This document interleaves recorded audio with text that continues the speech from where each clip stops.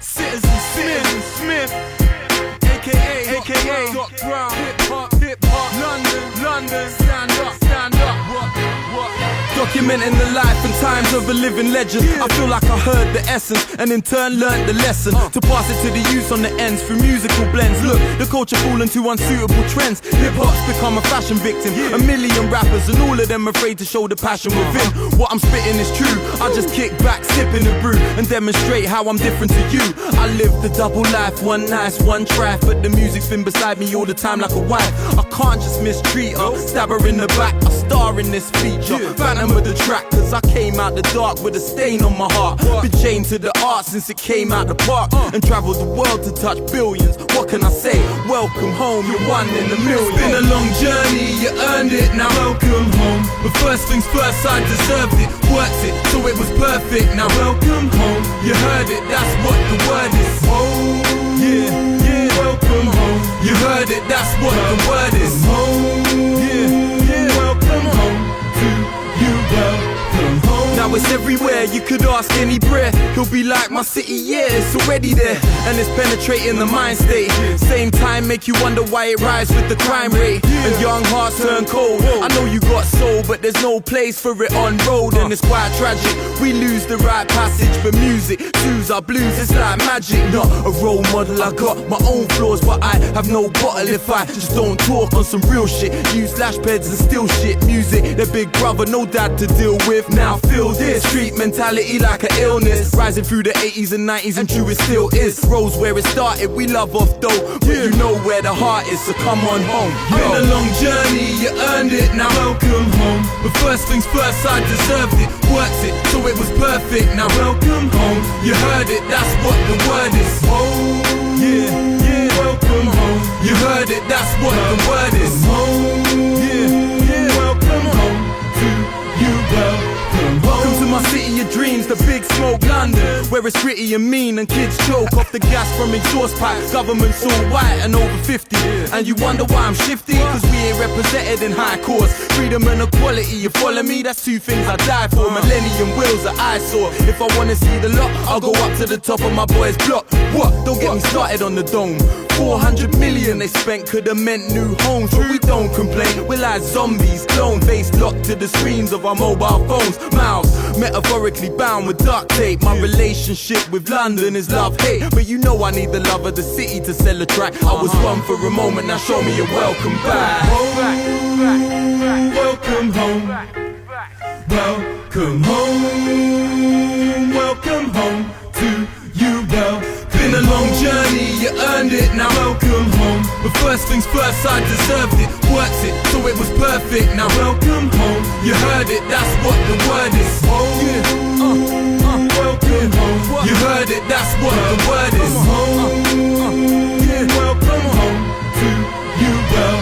Been a long journey, you earned it, now welcome home. But first things first, I deserved it, worked it, so it was perfect. Now welcome home, you heard it, that's what the word is. Oh, yeah, welcome home. You heard it, that's what the word is. Oh, yeah, welcome home to you, welcome home. Ladies and gentlemen, we are back and we are kicking off 2022 right here on the AFT RAPS show on SWU FM in a very big way with our first guest of the year. Now, there's not much that this next man hasn't done. He's an artist in every sense of the word. He's an actor, a scriptwriter, a published author, and a well-known comedian. But before he was any of those things, he was a musician first and foremost.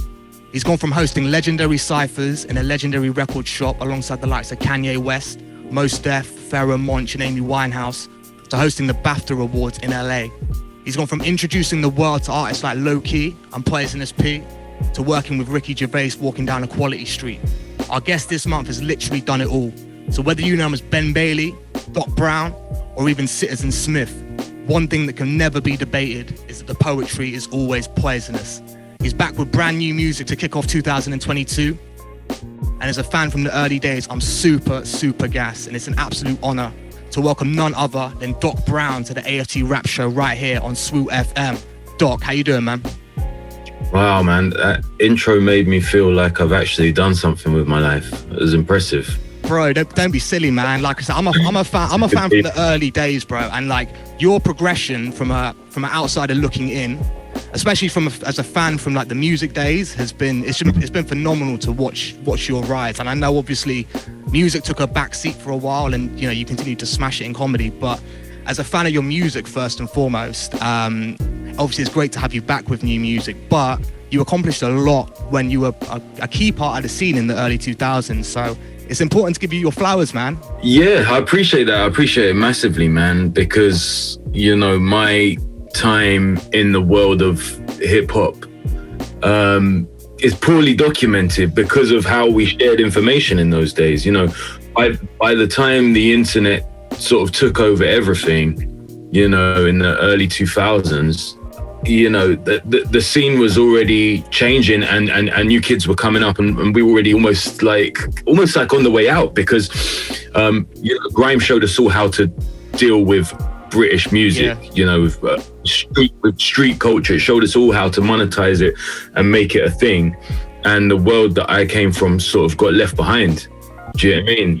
So like, if I tell people, like, even if I tell my kids, that I was a free time champ, they'll be like, oh, cool, can I watch it? Do you know what I mean? No. So there's like no proof. It's like, if it's not on the gram, if it's not on YouTube, if it's not on one of these formats, it's like it didn't happen, So 100%. It's very hard for me, because everything I talk about, I have to sort of pinch myself and speak to people that were there to remind myself that it actually happened, and it's not just like some fever dream, Yeah, man, and it's interesting you kind of say. I mean, that was something I was going to touch on a little bit later, but I do feel there's an era of the UK hip hop scene that sometimes does go kind of like not necessarily misrepresented, but almost forgotten about in terms of like the history of the scene. And I think, your Kalashnikovs, your Skinny Mans, your Chester P's, all of those guys, obviously legends in their own right. But then I feel like just after that, they're not the mega stars that they should be. Oh, 100%. But I also feel like, but also just after that era, I think there was an era which I think you were kind of part of, which in present day, when we look back in hindsight, there was an era that in the kind of history of the scene sometimes doesn't get as represented as it should. I couldn't agree more. I mean, I started getting serious about rap because of Chester P, because of Skinny Man. The Mud Family and Task Force were like, they were definitely, they weren't my peers. They were my inspiration. I'd heard a few British rappers, but they were all from South, and Mud Family were Camden. That was me. Ivory, that was where I was those times as a teenager, so hearing them, I think the first record I heard of it was a song called Rich and Switch, and it was a Mud Family record about, it was sort of a very early comment, probably the first I'd ever heard on like gentrification, and it was so hard. It was produced by Mark B, rest in peace. Rest in peace. And on the flip side, I think it was on the flip side of that 12, and someone who knows more than me might remember better, but there was a tune called You Don't Know the Half, and that was the first time I heard Chester. So like, hearing these rappers speak, not just speaking my language, but speaking about my areas as well, it kind of solidified the confidence I needed to go forward. Because if you only go listening to American rap, or rappers that aren't from where you're from, it's quite tricky to understand what your own voice should be. I have a rap American accent or anything, but I definitely was just purely influenced by American rap, so I couldn't really see how to make my own thing work. That's why initially I just really just freestyled and battled, because it felt like I was forced to be myself, Yeah, sure. And touching on that, so for me, my first introduction to you, so I was just coming out of secondary school. I think it was around 2004, 2005. And I went to go and see De La Soul in Bristol. and you were supporting, and it was I think you, Luke Skies, and I want to say Snips. Yeah, it would have been Snips. Yeah, definitely. Yeah, and shouts to Snips, another Bristol boy. And at that time in my life, like I was super into hip hop, but UK hip hop hadn't really come across my radar at that time because I was still in school. So like you were actually the introduction to my journey on UK hip hop, and like, I went to that show, and I remember it vividly to this day. Like I left that show thinking, yeah, De La was sick, but Doc killed it. And we actually met outside afterwards. I've still got it. I've got a copy of the Citizen Smith vinyl. Wow. That's pretty rare. I think I only did 300 copies of that. So. Oh, is it? Yeah, I've still got it, man. I've still got it. And so touching on that, like, so Citizen Smith, that kind of era, was that your first project? Mm-hmm. Yeah, I'd done a single with like my brother's. His dad was Honey Boy Campbell, who's like an old reggae artist, Jamaican reggae artist from the 60s and 70s. And he had a studio in Shepherd's Bush. So I went around there like 2002 and I recorded a single with Harry Love. That was the very first thing I did. And then after that, like I started to get known for hosting events. Like I'd host battles, I'd host open mics at different venues, and then Deal Real, of course, the record shop in Carnaby Street. For sure. I was well known as the host of that. And all of those things sort of gave me the confidence that I had a little bit of personality in a relatively small scene, enough to put out a mixtape. So that's what Citizen Smith was. And at the time, it was all about 50, right? Like 50 was the mixtape era. The biggest rapper in the world, right? And and his mixtapes and the way he was hustling, like I don't know if you remember Power of the Dollar before of course, Get Rich by Trying, but like some of those tunes there really like pushed me. And like I remember that era, like hardly listening to rappers' albums at all. It was all about the mixtapes, you know. Yeah. I grew up in the mixtape era, so like I've got a few years on you. So when I was like 15, 16 in the 90s, I was all over like the Ron G tapes from New York. I had like family over there. I get like all the tapes I could from over there. And then obviously the British DJs here, like my brother MK, from my hood, you know, so I always used to check his stuff. And you know, like those were the sparks, really. It's sort of magical to think about those times, like the sparks, the things that got me really interested or gave me the confidence to do my own thing. 100%. But I'd also kind of think that like even with Citizen Smith, I think it's a little bit of a disservice to even just credit it as purely a mixtape, because like you say, with that mixtape era, a lot of people were spitting over commercial beats. Yeah, that's true. And I know obviously on that record you had like On My Ends over the Scarface. Yeah, there's a couple. But the majority of it was original. Yeah, absolutely. You know, so it wasn't necessarily like a standard mixtape in that format. And there were some great tunes on it, man. Like, you know, Welcome Home was an anthem for me for a while. Like that intro was like, that was an amazing tune. Thank you. Yeah, that was Nutty P, I think. Nutty P production. Yeah, man. Yeah, shouts to Nutty P. And like In My Life was another one. Decisions. There were some really solid tunes on that project, man.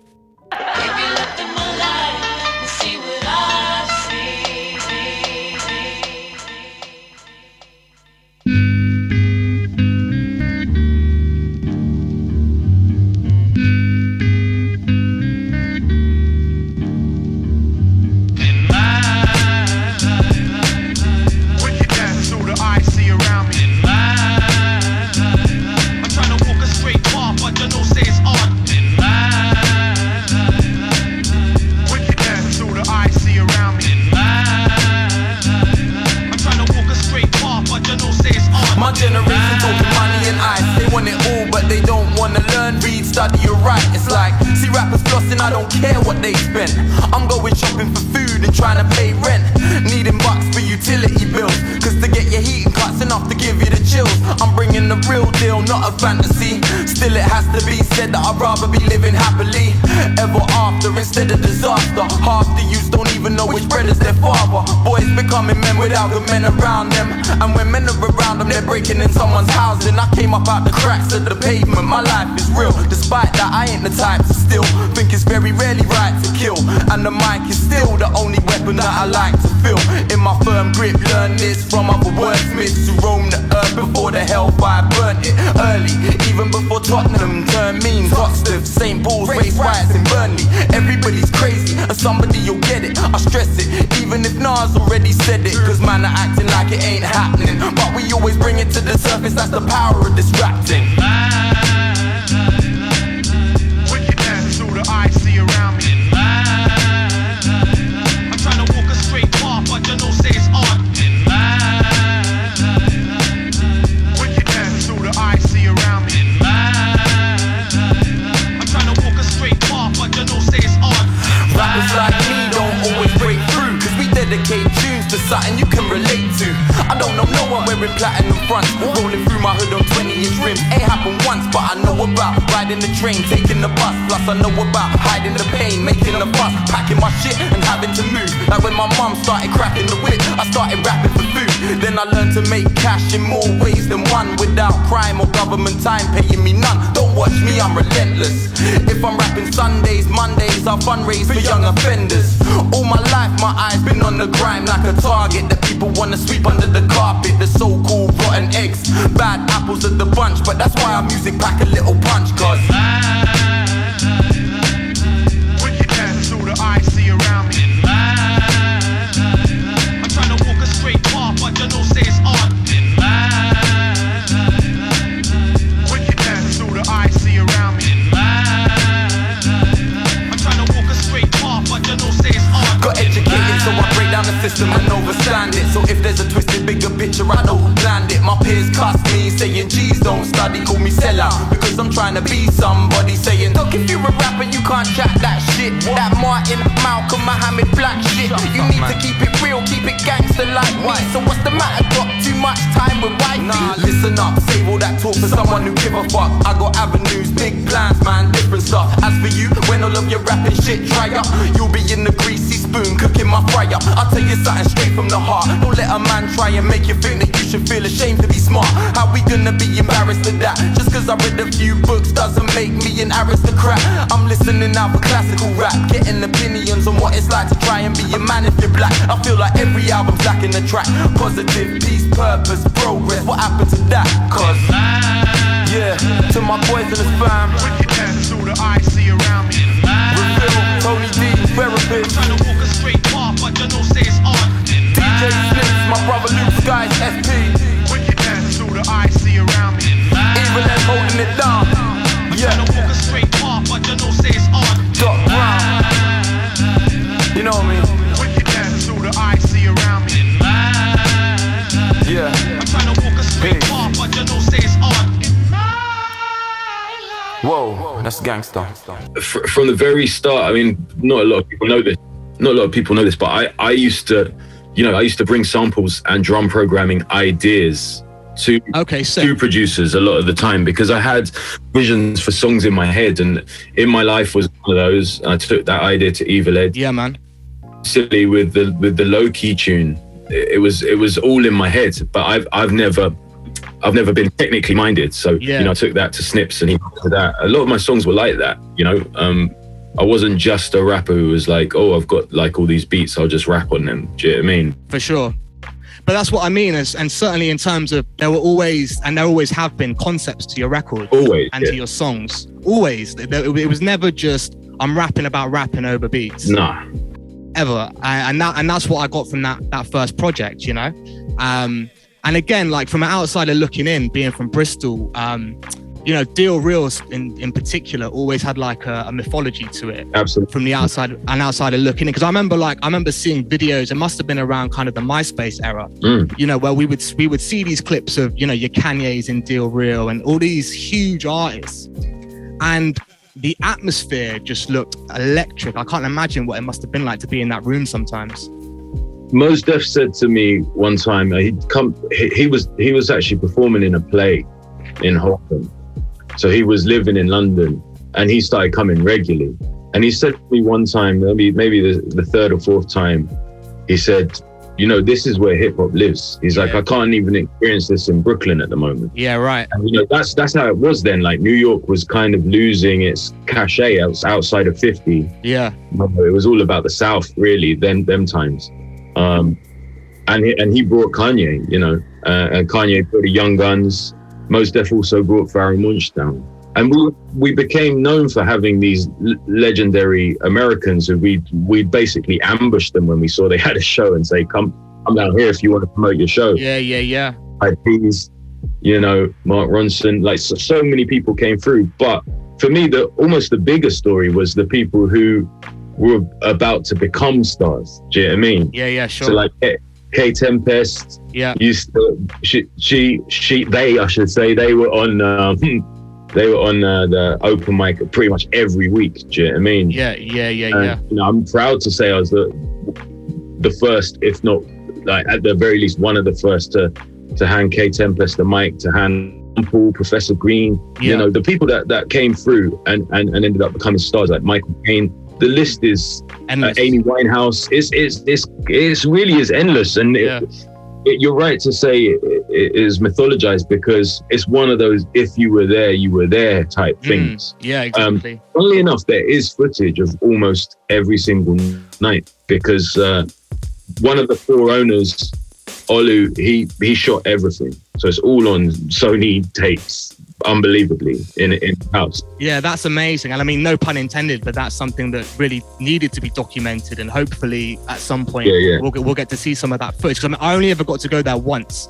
And I went up to London and it was a specific part of my trip just to see Deal Real. I must have been like 16, 17. And I went there on like a Saturday afternoon. Obviously nothing was really popping. I just wanted to see the store. And I just remember walking in and just seeing the size of it, and it just blew my mind. It's tiny. Blew my mind, bro. Maybe body to body, if everyone was crammed in there, you could maybe fit 30 people. Yeah, for sure. But some nights we'd have 150 people. Yeah. So like filling that alleyway, people be getting drinks from the pub. I had a little fridge, one of them little mini fridges that you see in the bar. I had them behind the counter. Nice. So at the time I was a part-time youth worker. I used to leave work on a Friday, get on the tube, a few stops to Oxford Circus. But before I got on the tube, I'd get 10 beers. Do you know what I mean? Yeah. Have my weed, you know, get there, put the beers in the fridge, share them out. We would get lean every Friday. And it was crazy. You just couldn't get away with it now. That many people smoking and drinking, unlicensed, playing loud music. You know, most Fridays we'd go till 11, half 11. Yeah. You know what I mean? Sometimes later.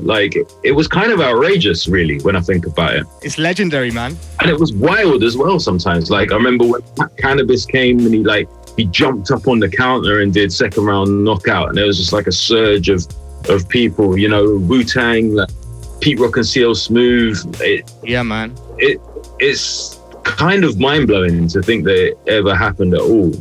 But that really is the sort of origin story of my entire career. I don't want to talk outside of music. I agree with you. I think we should stick to music, but it is important.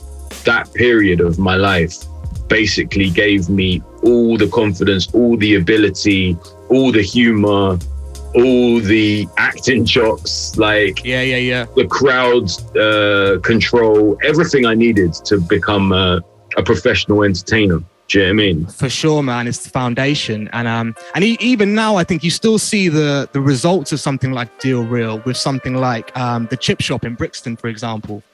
Yeah, the Chip Shop's a kind of natural successor, I think. Yeah, because I mean, they do similar things in a small environment, don't they? I've been there a couple of times. Some of the older boys there, they would have been at Deal Real. Do you know what I mean? For sure, man, for sure. They people like that, they would have been there. So yeah, man, it's legendary. So then, and also just touching on that quickly, because like I say, when I saw you with De La Soul, even in that kind of era, I mean, even for an act to go on a nationwide tour with something like De La Soul in 2022 is a huge achievement. So even in that kind of era, that must have been a real moment for you at that time.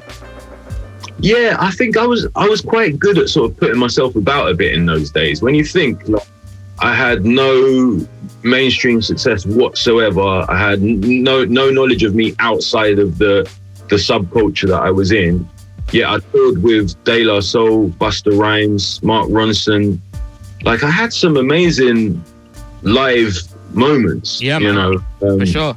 As a youngster, I'm pretty proud of, man. You should be, bro. Yeah. And, you know, cross paths with people at pivotal moments in their origin stories as well. And that's really special to me too. Like, you know, the only other person with a camera at Deal Real that I remember was this little kid, this like 15, 16-year-old kid used to come in, this little black kid with his Sony Handycam, and he'd film because no one else had camera. Like, there might be the odd guy with a camera on their flip phone. Do you know what I mean? Yeah. Or the odd guy with, remember the digital cameras? Of course. Just the little rectangular of course. Cameras. There might be one of those. You know, I had one of them. Yeah. But there's this one black kid who used to always be filming, and he'd take rappers outside and interview them and stuff like that. And then one time, like, this is around 2004. I said to him, brother, you're always filming, man. Like, we got a guy filming. What are you filming? Yeah. And he was like, oh, I do little interviews and I get like exclusive freestyles from some of the rappers and I upload them to my page on YouTube. And I was like, what's YouTube?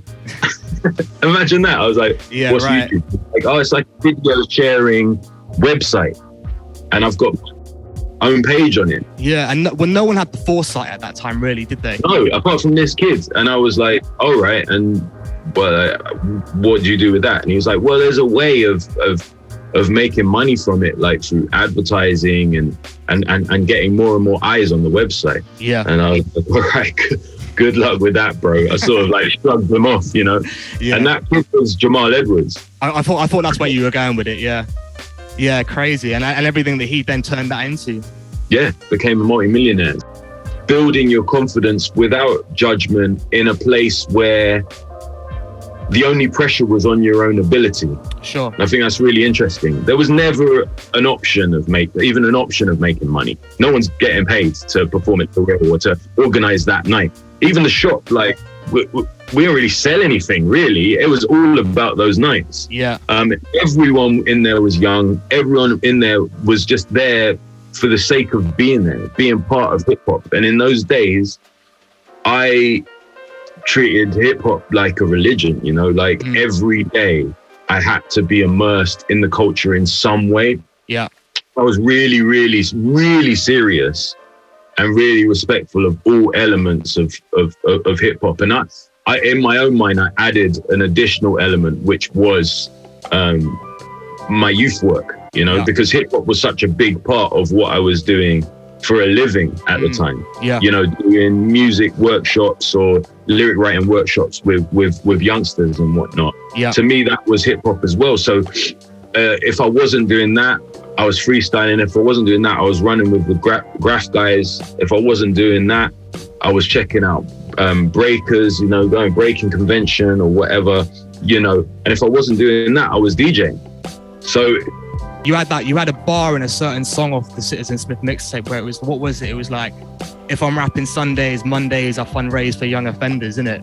That sums it up. Yeah. And that was real at that time. Yeah. I moved on from this charity I was working at to work with Southwark Council, and I was working with kids who were just come out of Felton on knife charge. Yeah. We're just trying to help ease that path back into normal society. Yeah. That was the hardest job I've ever done to this day. Yeah. That was really tough because those kids were the hardest I think I ever, like, in terms of getting through to them. Mm-hmm. You know, because I was used to like kids who dropped out of school for one reason or another, but were not necessarily immersed in violence or in gang culture. Yeah. So working with young offenders for Southwark, it was like, wow, it was actually a real eye-opener that I couldn't do it all. Some of them I could get through to, but not all of them, because, you know, I've grown up around road people, but I've never been a road person myself. Do you know what I mean? Yeah. Never. Not even tempted me. Do you know what I mean? In those occasions where there's been an opportunity to, I'm talking about when we're really young here, to get involved. I knew from a very, very young age, like that world was not for me. Plus my mum was like on it with that shit. Yeah. One of those mums who's like, oh, I don't know what's going on out there. You know, she knew. And she was very smart when we were teenagers on how to manage teenage boys. Yeah. So in my house, you were allowed to smoke weed. You could bring girls back, that kind of thing, right? Yeah. And other mums did not like that. But my mum was thinking, she was like thinking of it like chess. She was one step ahead. She was like, if they're here, they're safe here. I know they're not. Like, if you're a bunch of youths, and you're all fucking, you got the hoodies and the caps and all of that, and you're out there smoking weed because you can't smoke at home. Yeah. You're just attracting trouble, basically. There's going to be another bunch of guys who are going to come see that you're not on it like that, and they're going to rob you. You know what I mean? 100%. So she knew all of that. And so like my house was kind of a safe place for that stuff. And then additionally a safe place to come and freestyle and like dick around, mess around on the turntables, all that kind of stuff. Sure. So I was never part of that road life, man. But like it dovetailed my work as a young man. And I got into youth work very young. I got into youth work when I was a youth, like when I was like 18, because my mum was a youth worker. Sure. So by the time I was like 21 and doing like Deal Real stuff as well as the youth work, it dovetailed nicely with everything I believed about hip hop. Do you know what I mean? Yeah, man, 100%. And then, so I mean, from the Citizen Smith tape, the first one, then you had the Document album. So how long was it from Citizen Smith to the Document in terms of when they were released? Was that about a year or so in between, or? Yeah, if that, it was hardly any time at all. You know, at the time I was so determined to put music out. Yeah. I don't remember there being any gap between putting out Citizen Smith and starting work on the Document. Similarly with the Citizen Smith sequel mixtape, Nothing to Lose. That was like, do you know what I mean? Just hot off the back of the Document. And yeah, man, probably still my favorite thing that I've ever put out, Nothing to Lose. I genuinely, I'm not blowing my own trumpet, I think I'm one of the most underrated rappers in the whole of the UK. Bro, I stand by it. Yeah, I have conversations to this day. No one knows my shit, and I'm like, fuck, bro. Like sometimes I hear my stuff, and I'm like, I was like on fire, like with the combinations, the syllables. But the content, do you know what I mean? Like you say, they're so rare to try and find a song that I wrote that was about nothing. But that's my point, and I think you always came with concepts, always. I mean, even if you look at the Document album, for example, like Alone with Reveal, right? Like that kind of inner conversation you had with yourself on that record. Like people weren't really doing that in that kind of era. With him playing more constant, for sure. Like, and you know, even like for me, like one of my favorite tunes off the Document was Came This Far, like as a closing tune for that album. But also like it was such a soulful tune, but a really uplifting tune at the same time. And like I still play it to this day, man. It's a great record. Snips, you're killing them, man. You're killing them. I gotta pour my heart out on this one. Hey, yo, Antoine, jump up on this one, blood. Get up on this, give him a little something. Yeah. Make them feel it, man. Make them feel it. Make them feel this shit. 20 odd years and I'm still breathing. The show ain't done and I ain't leaving. While I sum up the weight of my achievement, ready to give the little man something to believe in this evening. Man will raise a glass to Doc. Thank God just for giving me the chance to drop. And like the bad boy focus, can't stop, won't, cause hip hop changed my life, that's no joke, bro. I'm hopeless, times are past me, it's hardly worth dwelling on right now. If you ask me, this is for my women who felt a touch of sadness, and all the man them who rose above the madness. How'd you do it? I'm so glad for you. Love and respect, I take off my hat to you. London got us bugging, we doing nothing or fugging. I gotta do something, cousin. We sipping on Remy Martin, asking, talking about the old times. At the bar, laughing, kicking all the old rhymes. Jet 1, 2, what? Got round. I came this far and I can't stop now. Came this far, I can't stop now. Came this far, I can't stop now. Lad, I came this far, I can't stop now. Came this far, I can't stop now. Came this far, I can't stop now. Came this far, I can't stop now. Came this far, I can't stop now. Came this far, I can't stop now. I refuse to be a victim of environment or a victim of the metal things they sting in Operation Trident. I'm never silent, never run, never hiding. Man sliding, I peep and keep gliding. I float on air like I so don't care, but I so do. All of that shit we go through, gotta learn how to rise above. Search your heart real deep and you'll find the love. Where's the love? Pass it right to your neighbor. We're grown men now, let's make it in our nature to reflect that behavior. And to my real girls who respect themselves, let's make sure your man giving you the extra help that you need to shelter, clothe, feed your seed. I know it's hard, but on your own believe it's green. So for any young couple out there that's got a child, you came this far, you can't stop now. Came this far, I can't stop now. Came this far, I can't stop now. I came this far, I can't stop now. Came this far, I can't stop now. It's like my old man, 78 years young, and now we got a feeling like his life has just begun. Cancer led to cardiac, and in the middle of the operation he had to make it through a heart attack. But he's built a tougher stuff, and he was born to be. 1944, he stormed the beaches there in Normandy. 60 years on, I fight a war of my own, trying to hold down the streets, my family and my home. Juggling my girl, my work, my rap music. I won't give up any of those, cause that's stupid. Doesn't make sense to do shit half-hearted. Dark bastard turned into class artist, and I ain't going back there. Even though the very essence of my rap's there, it's dedicated to my people who can see beyond. Even from a place where it always seems the heat is on. And you know there ain't an easy way, it's so hard. Some bear the tracks of their tears and show scars. And rep for them man that's gone or shot down. Blood, we came this far, so we can't stop now. Let's came this far, I can't stop now. Came this far, I can't stop now. I came this far, I can't stop now. Came this far, I can't stop now. Came this far, I can't stop now. Came this far, I can't stop now. Came this far, I can't stop now. Came this far, I can't stop now. Yeah, to my street people, all my young man them, single mums, single dads, all my old folk out there on the corner talking that mess. Yeah, we trying to come up, we trying to eat, trying to survive. To my brother Luke Skies, my mums, my pops, my sister, Northwest, Kilburn, Willesden, my heart, it's for you, it's for you. Yeah.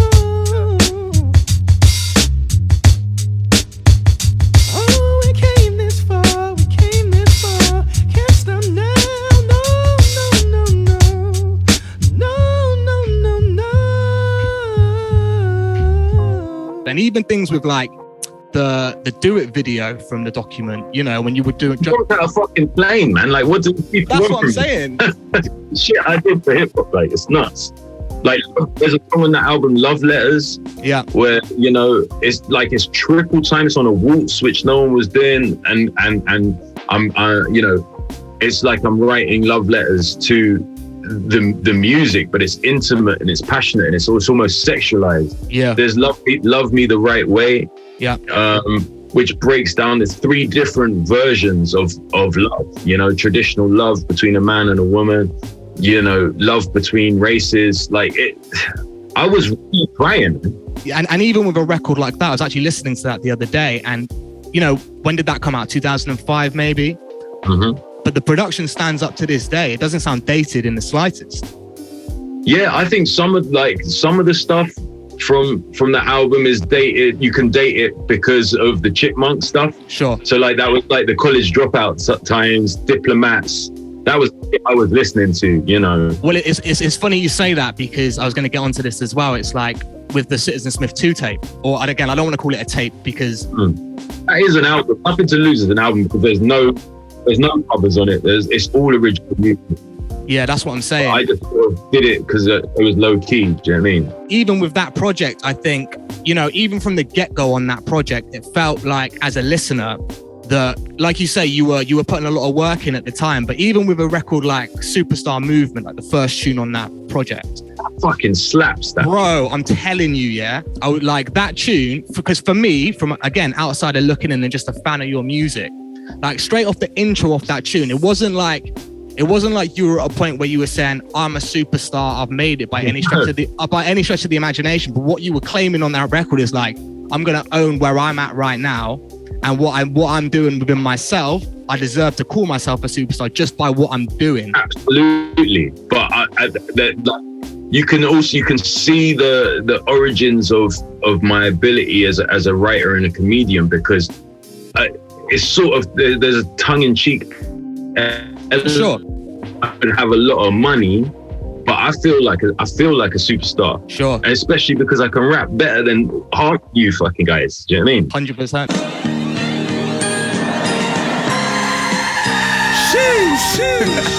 UK, you gotta rap with me on this one, yeah? Wind your window.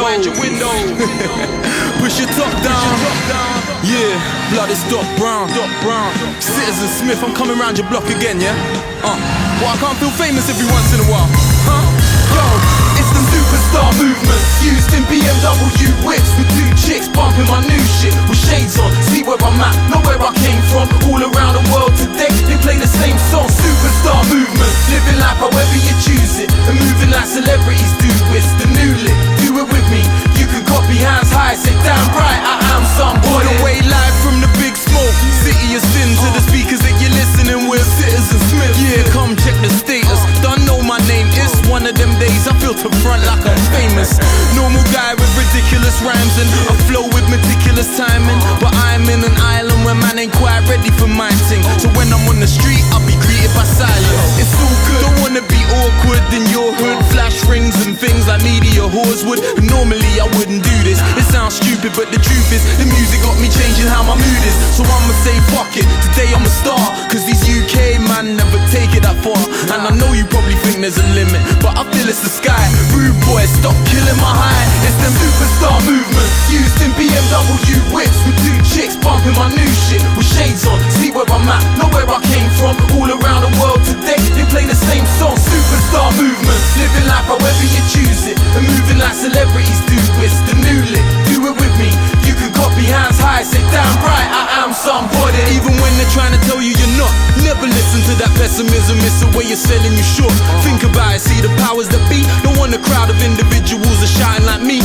Proud to be the special one like Neo, Jose Mourinho, Ali, jogging through Zaire in khaki, feeling like the Pied Piper. Rhyme writer unusual, stick me in a Google type bio, and you can see my rap pop up on your laptop. Create sparks without a matchbox. I'm that hot. Don't give a fuck if I'm broke, blood. I'ma look the part each and every single time that I roll up. Demand respect like Sicilian breads. Really, I'm killing them and feeling like a millionaire. Chicks giving me air, set your own risk, cause you kick yourself when you realize who you could have gone home with. Superstar movement, used in BMW whips with 2 chicks bumping my new shit with shades on. See where I'm at, not where I came from. All around the world today, they play the same song. Superstar movement, living life however you choose it, and moving like celebrities do. It's the new lit, do it with me. You can copy, hands high, sit down right. I am somebody. All my players that were born to fool, whether your money stacked short or tall. Now where you at? Right here. Anyone who wanna feel like a star, don't worry about who you are. I got your back where you at. Right here. And you haters who complain that I'm fronting like I care. I'll be all that with ball patch and white hair. Yeah. That mean I'm here for a minute to get acquainted. First with the Berkeley Code, champagne shit. Anything you want, babe. Rearrange it, blaze split, stay twist like tongues on K-Swiss. Hey, miss. Wanna run with the clip? Please join in. Who you with? Nah, not rock. Team Poison. You heard the saying, 50 minutes of fame. If it's mine, then run it. I'ma live it and love it. But brethren, I ain't watching the clock. I'm probably rocking the spot. Pop up a shot. What's fucking with Doc? We got superstar movement. Used in BMW whips with 2 chicks bumping my new shit with shades on. See where I'm at, not where I came from. All around the world today, they play the same song. Superstar movement, living life however you choose it, and moving like celebrities do. It's the new lit, do it with me. You can copy, hands high, sit down right. I am somebody. The one thing that's never changed in me, ever, to this day, is that I'm unimpressed by a lot of rappers. Yeah. Do you know what I mean? Yeah. I'm unimpressed by a lot of them. I'm surprised at the levels that a lot of them have got to, and it makes me feel like to give them their credit, they must be incredible grafters and good people. Sure. Because the rap's so average, you know? Yeah. There's other people whose, like, they're just, their story is better. Like, their story is more exciting than mine. You know, they went to jail, or, you know, do you know what I mean? Or they're from a certain place that's famous for this, that, and the none of that shit makes you a good rapper. No, not at all. That's just a good backstory. Yeah, 100%. You know, so I don't know. I can only blame myself and why I was never a big rap star. But I look back and I can see certain things I definitely did wrong, but I think I was overlooked regularly and still am, really. But I think that's a bit of like an unfair criticism at the same time, because the scene just wasn't. Oh yeah, and the scene, of course. The scene wasn't as sustainable as it is now. If you were doing those records in 2022 and first coming out, it's a whole different trajectory. Yeah, with the backing of the internet and all of that. For sure. Like if we had all of that, if you look at the star that someone like Loyal Kana is, who feels like a natural successor fully to myself, to Young Gun, to people like that. Yeah. You know, if you look at his success, you cannot tell me that with the same platforms, someone like Chester or Jest wouldn't have been an international megastar. Like, they would have been. Absolutely. There's no question in my mind. And Loyal Kana is a perfect example. But I also think, you know, it's like anything. People gain inspiration from the people that came before them. And I think there's a direct parallel from yourself to a Loyal Kana. Yeah, and he, you know, he's one of those people that gives me those flowers. Like, when he did his first big show at Brixton, he invited me down to come and watch from the wings, you know. And it was like, it's all love with him, because like, that's what I tried to do with the guys that came before me. Yeah. And it's like rap for some reason seems to be the only art form, like, I mean, musical genre that just looks at the people before as those old guys. Do you know what I mean? Those old guys, like, you just bury them. Yeah. So it's all about new, which is kind of natural because it's a street culture, and the street always has to be first. Yeah. You know, so I do get it, but it's a huge thing for me when the younger guys go, "Are you mad, bro?" Like, I know who you are. Like, I grew up listening.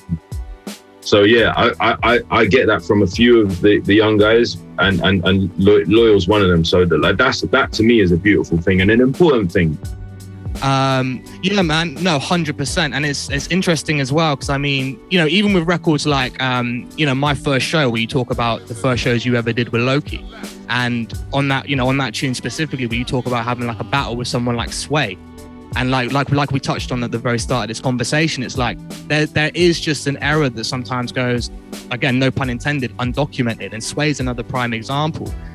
You know, Sway's name doesn't come up as much as it should. He broke down so many doors when he was first coming through, and it's that progression where without guys like yourselves and without guys like Sway, they're all pieces to the same puzzle, and without them, the scene isn't what it is in 2022. No, it's true, because you never know, like, every action has a positive or negative reaction. So you never know who you're going to inspire, you know. For sure. I never knew that I inspired Example or Michael Dillon or Loyal Kana or any of these people. I never knew that until I was told, you know, from the horse's mouth. So you never know what little things you do might get picked up. To me, for a good 2 or 3 years, Sway was the greatest rapper in the UK, hands down. Like, I've never heard anything like. Agreed. And he was close a couple times to having like pretty big hits. You know, Up Your Speed was huge and massive. Little Derek, and he was a massive inspiration to me, and his humor as well. I just thought was incredible. He produced a couple songs for me too. He was a really good producer. Did he? People know that, yeah. What did he produce for you? On a Citizen Smith tape, the first one, he produced a song that I really love with Pirelli called Fallin'. Yeah, I love that tune. Yeah, that's a great tune. Another interesting concept song. And it's funny when you talk about concepts, because I never approach songs thinking, oh, I need a concept. What I've always done is whatever I find interesting, I talk about with my friends. interesting topics that come up in conversation. That's what I put into songs. For sure, man. And it's again going from there. I think simple as that. Yeah, no, for sure, man. And again, so then after that project, you obviously transitioned into comedy for a period of time, and you know, made incredible movements in that industry. It was quite funny again, being a fan of your music, seeing you first get into comedy, and seeing, you know, I guess the majority of people having no idea about your history. Yeah, the vast majority. Yeah, for sure. And then just seeing to the heights you took it to are just phenomenal. Knowing your origin story, it was amazing to watch. But then obviously what I loved was a couple of years ago, you obviously came back with the Stemmer album.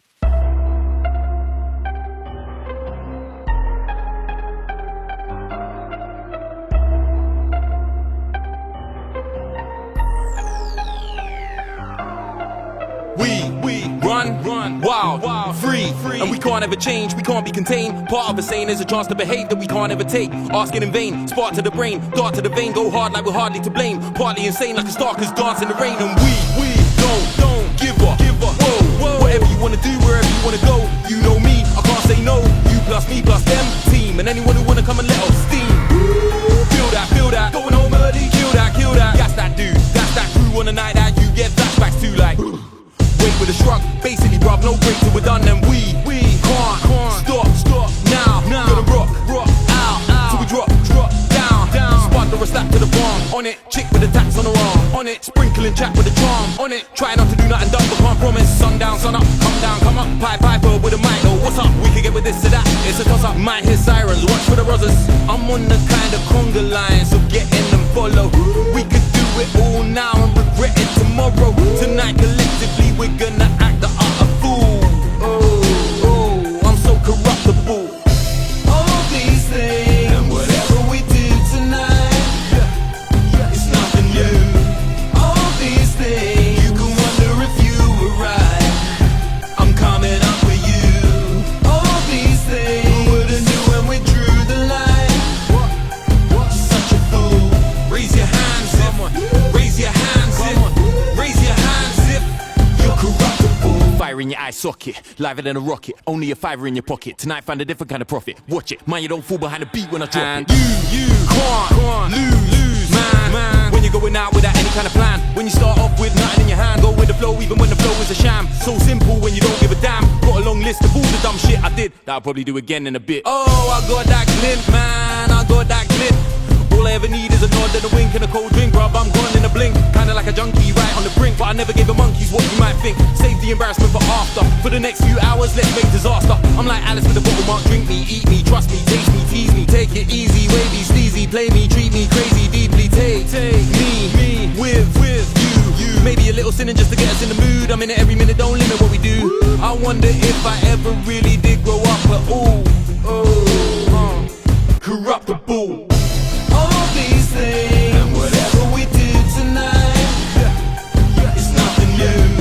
All these things, you can wonder if you were right. I'm coming up with you. All these things, who would've knew when we drew the line? Such a fool. Raise your hands if, raise your hands if, raise your hands if you're corruptible.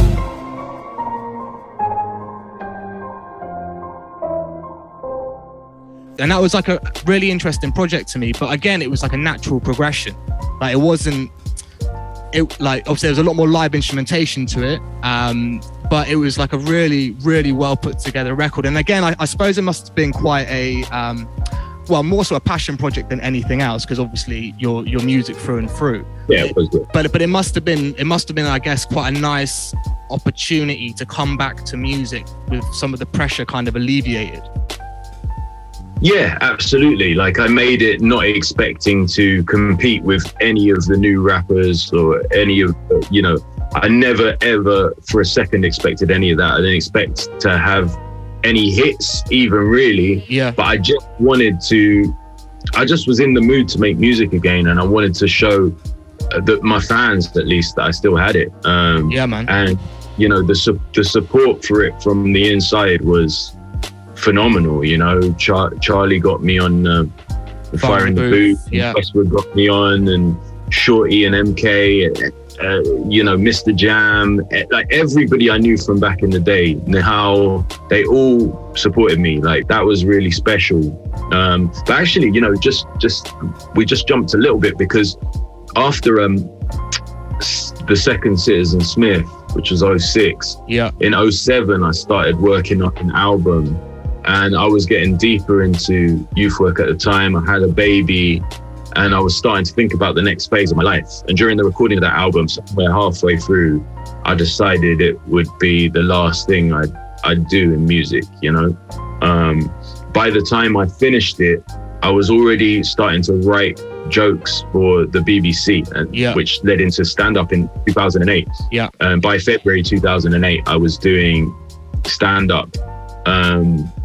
And January 2008, I had that album finished. But stand-up took off to such an extreme that I didn't have time for anything else. And that album got shelved. It was called Another Way. But I just dug it out, and it actually sounds quite good. So I'm just going to throw it out at the end of this month. I'm just going to put it out there. That's my little lost tapes. Yeah, man, 100%. And I mean, and also like we'll get into that in a second. But I think like what I loved off the back of the Stemmer project was the fact that obviously you went back out on tour, supporting it, and it was. And I went to the show you did in Bristol, down at the Fleece. That was the first gig, Bristol. Was it? Yeah, wicked. And it was great to see, man, because you had a great turnout, and it was just great to see you back in kind of like your original element doing that. I also kind of thought it must have been quite interesting here, because I guess at that moment, like having been part of the scene for so long originally, then taking a break away for a while, and we all know what it's like with music. Sometimes you'll have great shows, sometimes they'll be a bit rocky. But having had a break for so long, coming back to do your own headline tour with a brand new project after being out of the game for so long, that must have felt like, I don't know, maybe like a bit of a victory lap, because... Yes and no. Like there was an element of it where it really felt like, I'm back. I'm a veteran. Like, appreciate the journey kind of thing. And there were elements of victory lap, but there were other parts that were like really tough. I was like, fuck, like remembering all these lyrics is I forgot how this is actually quite hard now, because back in the day, you're rhyming every single day. Sure. Someone said spit, I'd have like 20 verses up from in my brain. Yeah. And way for so long, it was like, Jesus, just remembering this one song is hard enough, let alone like doing old songs like that. So that was tough, but obviously surmountable. The other thing that was tough was, when stand-up started to get big, in a era of 300 people in the audience, there might be one person who comes to me for the show and says, there used to be a rapper called Doc Brown. Yeah. I used to listen to him. I'd be like, I'm the same guy here. That was me. Yeah. And then, fast forward to 2017, where I've been around the world doing stand-up, and I've played stadiums, done Wembley, the Ericsson Arena in Sweden, 13,000 people, When I did the Stemmer tour in these smaller venues, in an audience of say 200 people, 100 people were waiting for me to do jokes. So like in Milton Keynes, people were actually shouting at me to do comedy. I was like, fucking hell. It's interesting you say that, because I was going to make that point. I didn't have that issue in Bristol, by the way, or London. But Bristol is where the second most number of my fans are. Right, yeah. It was London, Bristol, Birmingham, Manchester. Yeah, it's interesting, man, because like I said, that was one of my points I was going to make. I can only imagine, and I guess at every show you ever do musically, there's always going to be a pocket of people that will just see your name build and just expect they're seeing stand-up rather than, the Citizen Smith Doc Brown. But again, like I imagine they would still leave as fans at the end of it regardless, because the performance is still the performance. But even still, like I say, for your core fan base, and your original fan base, it was just a real nice kind of full circle moment to see you back doing that, And I guess that kind of brings us on to current day. So obviously in December, and I want to get this right, I think in December you put out the kind of lost tapes of the Poisonous Poets little collective, which was nice to see. And obviously in December you dropped Light Your Way, the newest single with Andy Burroughs.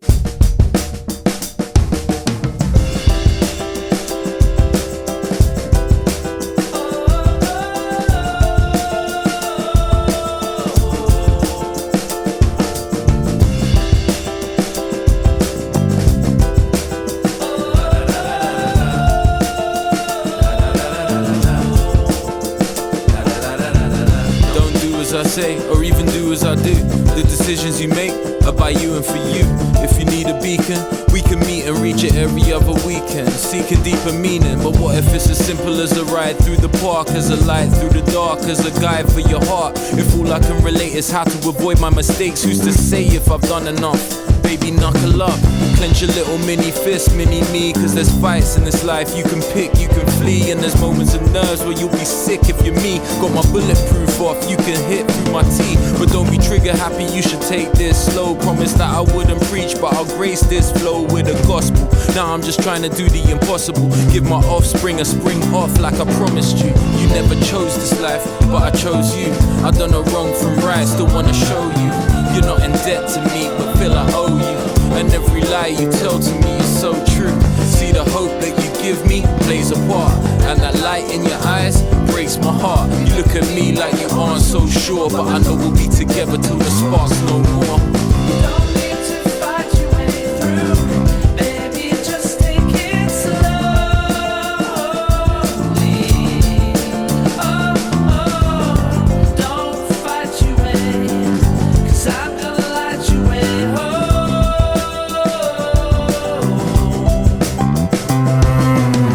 You never chose this life, but I chose you. I done no wrong from right, still wanna show you. You're not in debt to me, but feel I owe you.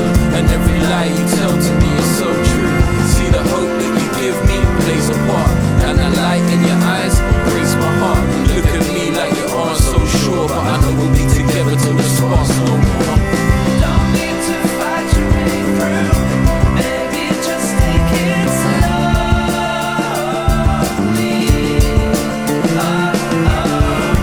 Don't fight your way, cause I'm gonna light your way home.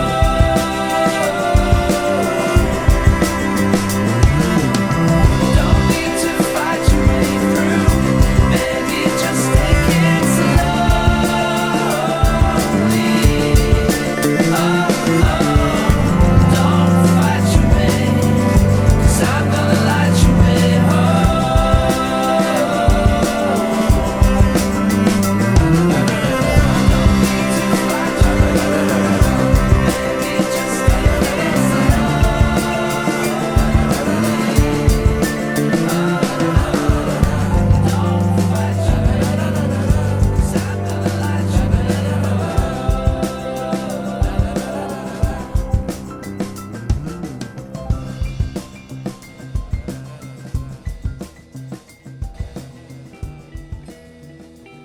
So talk to us a little bit about that one, man. How long have you been sat on that one? How did it come together? Yeah, I'd probably been sat on it for like a year because we were just talking about doing an EP together, and we did. We recorded 4 or 5 songs with a bunch of other musicians. But Andy was so busy. I mean, he's reformed Razorlight with Johnny Burrell and is busy like touring that, and I'll take care of everything. And he was cool with that. But there is more music, new music with him and a full band. Because for me, it's just fun, zero pressure for the fan. But for Andy, his livelihood, do you know what I'm saying? Like, he's a musician. So Sure. he never wants it to be half-assed, which I respect massively. Do you know what I mean? Yeah, sure. But yeah, so I might talk to a label about that. I might talk with there's a label called Believe. I think we might have a conversation about that very soon. There was another record that you had, the video for came out a couple of years ago called Blighty. And it was a beautiful song, man. And similarly, I think with Light Your Way, it really kind of, in terms of the production and the songwriting, both really kind of like beautiful, emotive songs. You know, you could like I know Blight is quite an old record. Because I mean, the video came out maybe like 4 or 5 years ago. Yeah, and that song is from the unreleased album. It was the only reason it came out was because there was a filmmaker who heard the song. He was a friend of the guy I produced the record with, who played piano on it. And he just loved it. He wanted to do something with it. It spoke to him. So he wanted to do like a sort of short film thing around it. So that's why that came out then. It wasn't technically a Doc Brown project in a weird way, but it is actually a song from this unreleased album. So I'm going to re-release it, basically. Sick. It deserves it, man. It's a great song. And I've got a vague memory, and I could be wrong on this, but I seem to remember here, like, I either heard that song first. It was either on MySpace, but for some reason I've got like Yeah, it definitely was on mine. But I've also got like a vague recollection of it maybe being on like or maybe it wasn't Blighty, but there was certainly something of yours on like a cover CD from like Hip Hop Connection back in that kind of era as well. Oh yeah, possibly, yeah. I kind of thought it might have been Blighty, maybe not, maybe it was something else. But yeah, I've always been a big fan of that record, man. So it's great to see that that's being re-released. Yeah, man. So yeah, in terms of the new project, then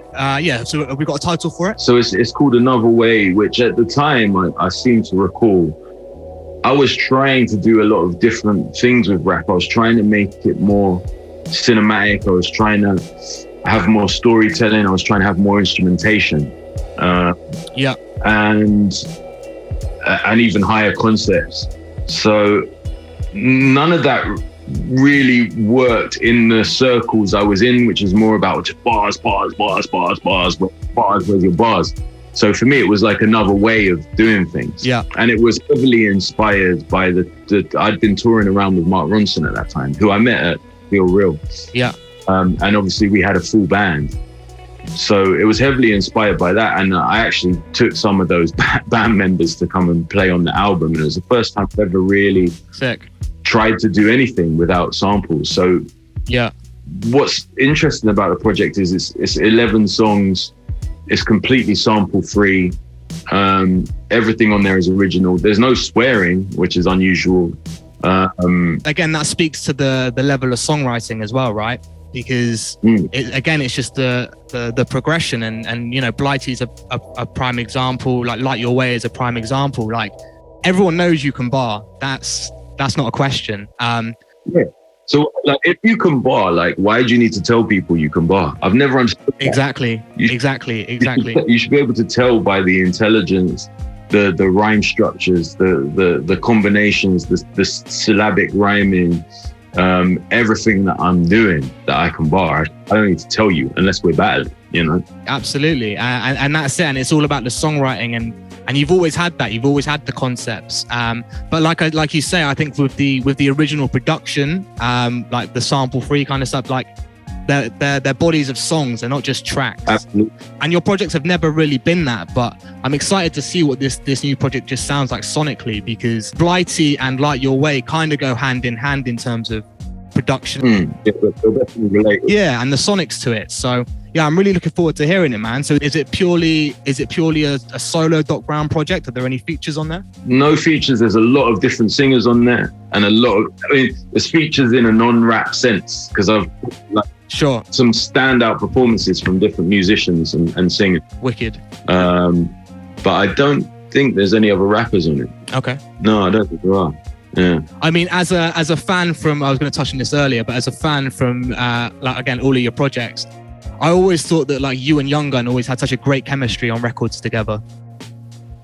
Yeah, definitely. I like the story with him, the one about. Bro, that's one of my favorites. It's a great tune. And again, like that comes from conversation. Like, you know, are you sure the relationship that you're in is the right one for you? It's like a touchy subject, and it's interesting. Yeah. And that's the kind of thing I could speak to him about, because he's one of my best friends, regardless of music. Yeah, man. So yeah, like whenever we got together to do something, it was just never forced. And it never sounded it. Like you guys bounced off like Never Coming Down as well, you know? Yeah, Never Coming Down. He's got a song called Man Enough. I don't know if he ever put it out, but like that's one of my favorite features that I ever did. I'll have to look for that one, man. I'm not sure if I've... Yeah, I don't know if he put it out or not. He's got a million songs that he's never put out. He's the most frustrating, I bet, in the world. And that kind of speaks to that. I mean, that kind of speaks to what you're talking about right now with the new project. And I think it also speaks to musicians in general. You know, we make so much music and we are so creative, but I speak for myself. We will speak for so many people. Hard drives are just full of unreleased music. Yeah, because we're too precious. Yeah, for sure. We're too precious, and we want everything to come out in this perfect way and have as many eyes on it as possible. And yeah, that's definitely a positive thing if you can make it happen. But a lot of the time you can't. So you should just treat music Sure. like your diary, you know, just put out what's fresh, and then move on to the next thing. Don't be precious about it, you know? Yeah, man, 100%. So when can we expect the project? And that's coming out at the end of the month or next month? Yeah, I'm thinking the end of this month. Again, just chuck it out there, let people enjoy it, man, and work towards something bigger in the near future. Wicked. But yeah, just for now, it's just the case of placating the fans and giving them content that they deserve for sticking with me for as long as they have. That's all it is. Wicked, man. I can't wait. And I mean, are there any potential plans to maybe try and get a couple of live shows going this year? I would love to, man. And you know, it's a case of, like Prodigy said, if we can't match numbers, then you can't have the head dude in charge. You know what I mean? So my life is ridiculous in terms of like how I cram stuff in Sure. to each day. So, you know, a tour is incredibly difficult without the money and the timing being right. Yeah, man. But like one-off shows, I don't think there's anything stopping me from doing that other than, you know, the money being right. That's it. Well, bro, if you want to try and set up a Bristol show, man, we'd be more than happy to try and hook that up. Yeah, absolutely. I love going in always. Yeah, that'd be great, man. I mean, I think that kind of sums up everything I kind of wanted to hit, bro. It's been an absolute honor to chat to you. Cool. And like I say, it's a great thing to see that like you've never left music and music's always a part of you. We're going to keep supporting your music on the AFT RAPS show going forward. I'm looking forward to spinning some new stuff off the new project. Thank you. And yeah, man, like I said, I think it's important. This has been a great conversation, but I think it's super important. And I know you know this already, but like you certainly left a mark on the music scene in this country. You influenced me. You influenced a bunch of people, man. And I know you smashed it in so many areas of your life, but certainly in terms of what you did musically, you left a mark, man, for sure, and you will continue to do so. Well, that makes me very happy. Thank you for saying that. Nice one, man. I appreciate it. And let me know if you need any like high quality WAVs of stuff for the show. Do you know what I mean? So you're not just playing it. Yeah, for sure, man. We'll chat quickly off mic. But yeah, just in terms, thank you for doing this, man. This has been a great conversation. And yeah, we look forward to all the music that's coming this year, bro. Thank you.